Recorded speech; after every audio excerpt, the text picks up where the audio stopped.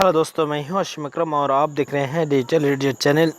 जी हां दोस्तों, आज हम बताएंगे आपको 12वीं क्लास की साइंस और कॉमर्स का जो इकोनॉमिक्स था उसी के बारे में। इससे पहले हम इसका जो है सिलेबस आपको दे चुके हैं और आर्ट्स का भी हम कॉमर्स सब्जेक्ट के बारे में बात कर चुके हैं। तो बहुत सारे स्टूडेंट ने कमेंट किया कि सर जो है आप साइंस और कॉमर्स का इकोनॉमिक्स दीजिए और इकोनॉमिक्स का हम इसमें आंसर भी बताएंगे। और काफ़ी स्टूडेंट जो है 10th क्लास के वीडियो के बारे में भी बात कर रहे हैं, तो उनका वीडियो देते रहेंगे, साथ ही साथ इसका भी हम देंगे।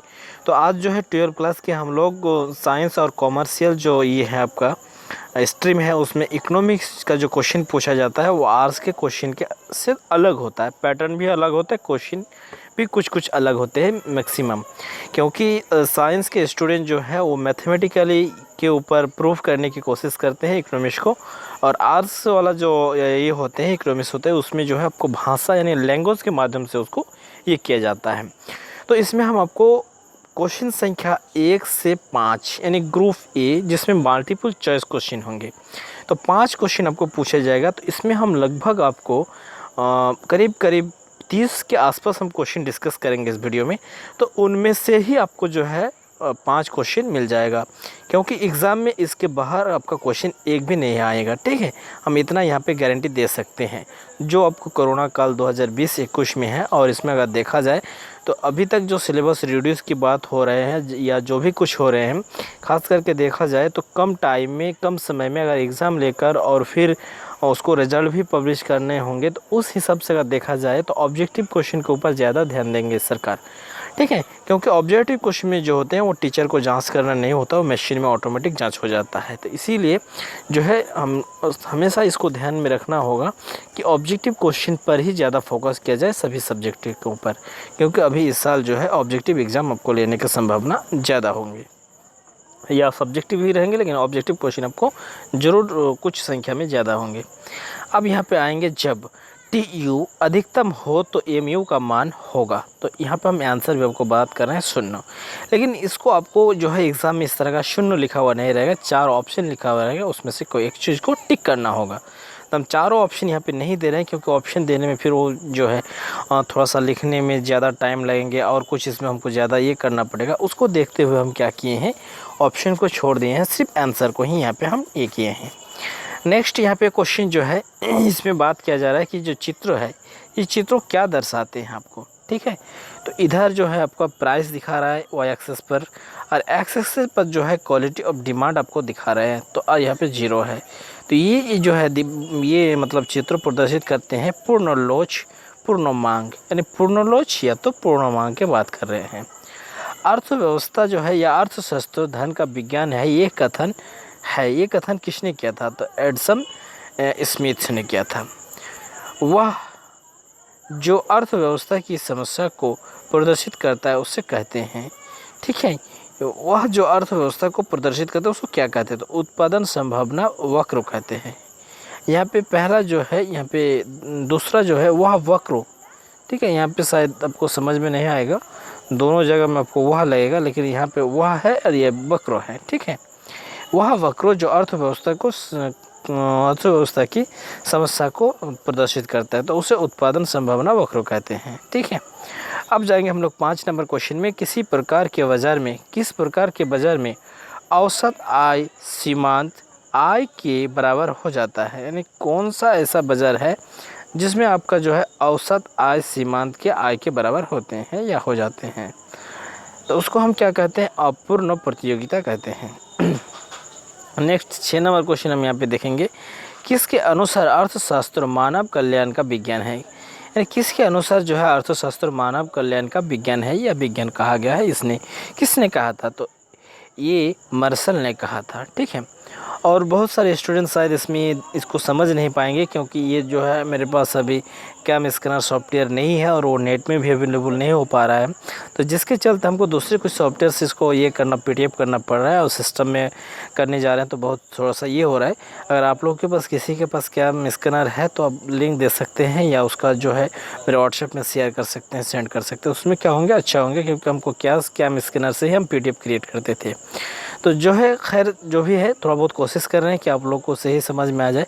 इससे पहले हम किए थे दूसरे सॉफ्टवेयर से, तो उसमें तो लाल कलर का ज़्यादा हो गया था, इसमें वाइट ज़्यादा हो जा रहा है। ठीक है, चलिए फिर अगला पीडीएफ में हम कोशिश करेंगे कि उसको जो है ये करेंगे। लेकिन अगर ये पीडीएफ आपके पास आ जाएंगे तो आप आसानी से समझ सकेंगे। शायद वीडियो में थोड़ा सा दिक्कत हो सकता है, लेकिन हम यही करेंगे कि अगर कोई स्टूडेंट को लेना चाहते हैं तो सिर्फ आपको इकोनॉमिक्स का ही मिलेगा, ऐसा नहीं, सारे सब्जेक्टों का भी मिल जाएगा। और फिजिक्स केमिस्ट्री का भी model set, important question, booklet system, बहुत कुछ आपको मिलेगा। और अभी से लेकर एग्ज़ाम तक आपको हेल्प करते रहेंगे केवल मात्र 500 रुपये में। आप जानते ही होंगे बहुत सारे स्टूडेंट पे भी कर चुके हैं। अभी तक अगर देखा जाए तो सब सब्जेक्ट को मिला के, यानी सभी क्लास को मिला के आपका 9th 10th उसके बाद मैट्रिक 11 लगभग 100 से आप स्टूडेंट ने पैसा पे कर चुके हैं। चलिए अब यहाँ पे 7 नंबर क्वेश्चन देखेंगे हम लोग। कॉफ़ी के मूल्यों में वृद्धि होने से चाय की मांग क्या होती है? तो कॉफ़ी अगर की मूल्य अगर बढ़ जाएंगे तो उसमें जो है चाय की मांग क्या होंगे? तो चाय की मांग घटेगी, क्योंकि काफ़ी चाय से ही कॉफ़ी बनाया जाता है। ठीक है, तो कॉफ़ी और ये अलग, चाय पत्ती अलग नहीं होते हैं, दोनों एक ही चीज़ होता है। ठीक है, उसके बाद 8 नंबर क्वेश्चन देखेंगे। किसी वस्तु का मूल्य निर्धारित होते हैं, वस्तु किस पर निर्धारित होते हैं? तो मांग एवं पूर्ति दोनों के द्वारा, नहीं, किस तरह डिमांड है और किस तरह उसको पूर्ति हो रहा है, उसी के ऊपर पर वस्तु का मूल्य जो है निर्धारण होता है। एक फैक्ट है यहाँ पे, और दूसरे बहुत सारे चीज़ होते हैं जिसके ऊपर मूल्यों का निर्धारण होते हैं, लेकिन यहाँ पे एक फैक्ट को लिखा गया है, यानी ऑप्शन में यही था, तो इसी को यहाँ पे आंसर के रूप में व्यवस्थित किया गया है। 9 नंबर क्वेश्चन देखेंगे। यहाँ पे अर्थव्यवस्था की केंद्रीय समस्या कौन कौन सी है, यानी अर्थव्यवस्था जो उसका केंद्रीय समस्या क्या क्या है? तो केंद्रीय समस्या जो है संसाधनों, यानी साधनों का आवंटन, साधनों का कुशलता, उपयोग, आर्थिक विकास, तो ये सब है। ठीक है, तो शायद आपको 1 नंबर में दे सकता है कि साधनों का आवंटन, 2 नंबर में दे सकता है कि साधनों का कुशलता, उपयोग, और 3 नंबर में दे सकता है आर्थिक विकास, और 4 नंबर में दे सकता है इनमें से सभी। तो आपको यहाँ पे 4 नंबर में टिक करना होगा, इनमें से सभी। ठीक है, हम एक आपको तरीका बता दें कि इस तरह का अभी क्वेश्चन को घुमा फिरा सकता है। ठीक है, 10 नंबर क्वेश्चन हम यहाँ पे देखेंगे। कौन सा समय है जिसमें उत्पादन के सभी साधन परिवर्तित किए जा सकते हैं? ये कौन सा ऐसा साधन है जिसमें उत्पादन के सभी साधन जो उसको परिवर्तित किया जाता है? तो दीर्घकालीन समय। अल्पकालीन समय में तो आप सभी साधनों को परिवर्तित नहीं कर सकते हैं, लेकिन दीर्घकालीन समय में आप कर सकते हैं। उत्पादन के निम्नों में से कौन सा साधन है? तो उत्पादन जो है उसमें निम्न में से कौन सा साधन है? तो ऑप्शन के हिसाब से यहाँ पे ये हो रहा है, आंसर हो रहा है। आप आंसर के ऊपर अगर ज़्यादा फोकस करेंगे तो आपको आंसर गलत भी लग सकता है। ठीक है, लेकिन यहाँ पे ऑप्शन के ऊपर, ऑप्शन क्या क्या थे, उनमें से कौन कौन यहाँ पे है जो आपका उत्पादन का साधन है? तो भूमि उत्पादन का साधन हो सकता है, नहीं भूमि नहीं होंगे तो आप उत्पादन नहीं होगा। आप फैक्ट्री किस में बनाइएगा, भूमि में ही बनाना पड़ेगा, या आप फसल उगाएंगे तो वो भी एक प्रकार के उत्पादन होते हैं। ठीक है, तो आपको उसमें भी ज़मीन की आवश्यकता होती है, यानी ज़मीन नहीं होने पर कोई नाम, श्रम मना काम, पूंजी की भी आवश्यकता होता है। कैपिटल अगर आपके पास नहीं होंगे तो भी आप नहीं कुछ कर पाएंगे। उसके बाद 12 नंबर क्वेश्चन, उत्पादन संभावना वक्रों का दाल, ठीक है, ढाल, यहाँ पे ढाल गिरता है, यानी उत्पादन संभावना जो वक्र है उसका ढाल गिरता है कब? तो नीचे से ऊपर की ओर गिरता है। ठीक है, जब कुल उपयोगिता अधिकतम होती है तब सीमांत उपयोगिता क्या होते हैं? यानी जब कुल उपयोगिता अधिकतम होते हैं तब सीमांत उपयोगिता क्या होते हैं? तो 0 होते हैं। ठीक है, उसके बाद हम लोग देखेंगे 14 नंबर क्वेश्चन, पूर्ण प्रतियोगिता में क्या स्थिर रहता है? यानी पूर्ण प्रतियोगिता जो है उसमें क्या स्थिर होते हैं? उसके बाद AR तथा MR। ठीक है, यहाँ पे आंसर। 15 नंबर क्वेश्चन देखेंगे, मांग लोच कितने प्रकार के होते हैं? बहुत इंपॉर्टेंट क्वेश्चन है। आपको मांग लोच से एक ही क्वेश्चन ऐसा होंगे कि आपको नहीं देंगे, ऐसा नहीं हो सकता है। मांग लोच को आप बार बार इसको देख लीजिएगा, इसका डेफिनेशन भी याद कर लीजिएगा। और हम तो कई ऐसे वीडियो दे भी चुके हैं आपको ऑलरेडी इकोनॉमिक्स के बारे में। आप अगर नहीं देखे हैं तो वीडियो को प्लेलिस्ट में जाइए, 12 प्लस में जाएंगे। 12 क्लास में अभी जितने भी सब्जेक्ट है सभी सब्जेक्ट का वीडियो मिल जाएगा। 12 क्लास का इकोनॉमिक्स होगा साइंस ग्रुप का, उसमें भी आपको मिल जाएगा। तो हम आपसे ही रिक्वेस्ट करेंगे कि आप जाकर वीडियो को देखिए। ठीक है, और एक वीडियो देखकर आपको कुछ समझ में नहीं आएगा, बहुत कुछ समझ में आएगा, बहुत कुछ नहीं भी समझ में आएगा। जब कुछ और वीडियो देखिएगा तो आपको बहुत सारे कुछ समझ में आ जाएंगे। चलिए 16 नंबर क्वेश्चन हम यहाँ पे डिस्कस करेंगे। विशिष्ट अर्थव्यवस्था के अंतर्गत निम्नों में से किसका अध्ययन किया जाता है? तो व्यक्तिगत, परिवार का, या व्यक्तिगत फर्म का या व्यक्तिगत उद्योग का। तो यहाँ पे तीनों चीज़ों का दिया गया है। 17 नंबर क्वेश्चन जो है मांग की कीमत लोच से अभिप्राय है। इससे आप क्या जानते हैं यानी अभिप्राय। तो कीमत में परिवर्तन के कारण मांग में परिवर्तन होते हैं, यही आपका मांग लोच कीमत में यानी मांग की कीमत लोच होते हैं। लोच का मतलब एक्चुअली हम आपको यहाँ पे थोड़ा सा समझाने की कोशिश करेंगे। लोच का मतलब होता है एक जिसको हम लोग बोलते हैं फॉल्ट, ठीक है। जिसको कैसे हम आपको समझाएं, यहाँ पे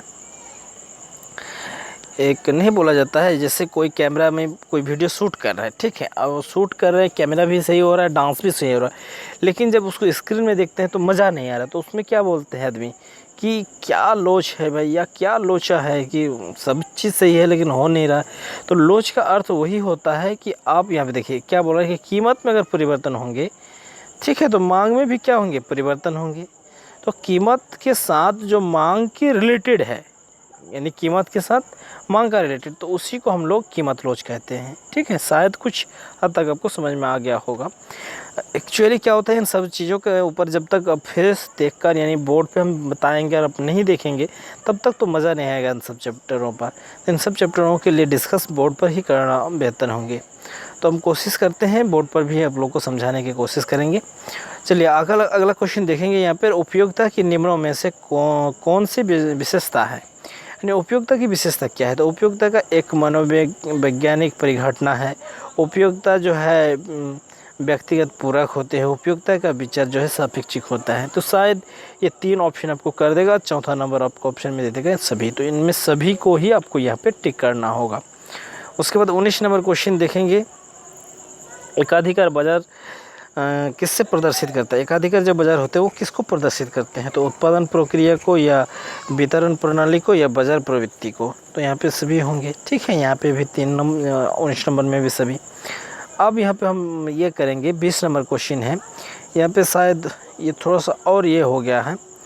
अर्थशास्त्रों को वर्गीकृत किया जा सकता है। अर्थशास्त्र जो है उसको वर्गीकृत किया जा सकता है तो पूंजीवादी के रूप में, समाजवादी के रूप में या मिश्रित के रूप में। यहाँ पे सभी में किया गया है। 21 नंबर में क्वेश्चन है यहाँ पे मांग में कमी के निम्न में से कौन सा ये है, ठीक है। तो इनमें सभी जो क्वेश्चन है अभी लगभग यहाँ पे आपको, ठीक है। चलिए ये क्वेश्चन जो है यहाँ पे अब ये सही आ रहे हैं। यहाँ पे अब देख लीजिएगा, उसमें थोड़ा सा गड़बड़ लग रहा था, ठीक है। यहाँ पे देखिए अर्थव्यवस्था को वर्गीकृत किया जा सकता है तो पूंजीवादी के रूप में, समाजवादी के रूप में और मिश्रित के रूप में। उसके बाद 21 नंबर यहाँ पे क्वेश्चन देखेंगे। मांग में कमी के निम्नलिखित में से कौन से हैं कारण हैं। तो यहाँ आय में कमी, विक्रेता की संख्या में कमी, उपभोक्ता की रुचि में कमी, इन सब में अगर कमी आएंगे तो मांग में ऑटोमेटिक कमी हो जाएंगे। मांग का मतलब होता है डिमांड जिसको कहते हैं।